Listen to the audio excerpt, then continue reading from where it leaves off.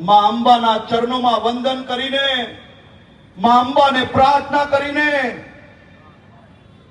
એક જ મનોકામના માંગી છે કે માં અંબા આ ગુજરાતના એક એક પોલીસ જવાનોનું લોહી ઉકલી ગયું છે. આ દરિંદો દુનિયાના કોઈ બી ખૂણે જઈને છુપાય, પણ આ ગુજરાત પોલીસની મહેનત પર માં અંબા શક્તિ આપજે, આશીર્વાદ આપજે અને વહેલાથી વહેલા મારી ગુજરાતની દીકરી પર જે પ્રકારની ઘટના થઈ છે એને પકડવા માટે કંઈક ને કંઈક શક્તિ આપજે. તમે કલ્પના કરો કે માત્ર એટલું કહ્યું અને અમારા સુરત શહેરના પોલીસ કમિશનર શ્રી એમ કહ્યું